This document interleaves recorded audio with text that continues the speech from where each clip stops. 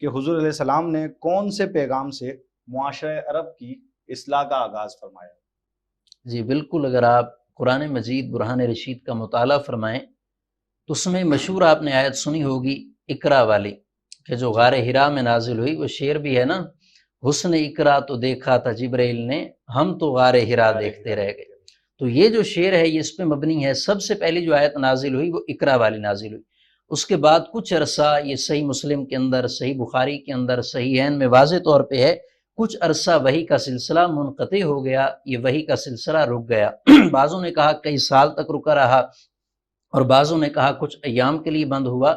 تو ہم دیکھتے ہیں جب دوسری وحی حق تعالیٰ نے حضور علیہ السلام پہ نازل فرمائی تو وہ پیغام تھا یا ایھا المدثر قم فانذر۔ چونکہ حضور علیہ السلام پہ جو بوجھ آیا تھا وحی کا، تو آقا علیہ السلام چادر اوڑھ کے گھر بیٹھ گئے تھے، تو اللہ رب العزت نے فرمایا کہ اے چادر اوڑھنے والے، آپ اٹھیے اور معاشرے کو ڈرانا شروع کیجیے۔ یا ایھا المدثر قم فانذر، تو جو پہلا پیغام تھا جس سے آقا علیہ السلام نے معاشرے کی اصلاح کا ارادہ فرمایا، وہ پیغام خوف خدا کا پیغام تھا،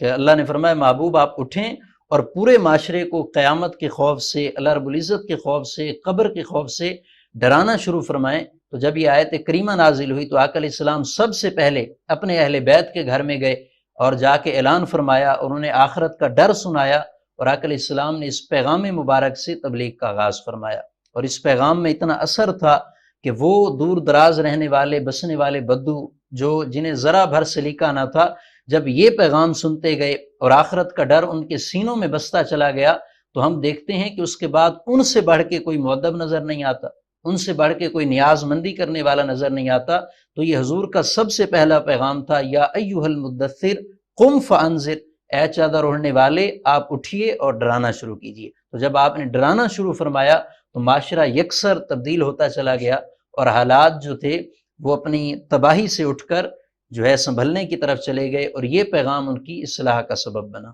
ماشاءاللہ ماشاءاللہ۔ تو ناظرین محترم، علامہ صاحب ارشاد فرما رہے ہیں کہ بلاد عرب کی حضور نبی کریم صلی اللہ تعالیٰ علیہ وآلہ وسلم کی آمد سے قبل وہاں کے کیا حالات اور احوال تھے، اور حضور علیہ السلام نے جب اسلام کی تبلیغ شروع فرمائی اور جب پہلی دو آیتیں یا پہلی دو وحی نازل ہوئیں تو ان کا تبصرہ حضرت نے فرمایا کہ کیا کیفیت تھی۔ ہم اس پر مزید گفتگو کریں گے، یہاں ہم لیں گے ایک مختصر سا وقفہ، ہمارے ساتھ دے رہا ہے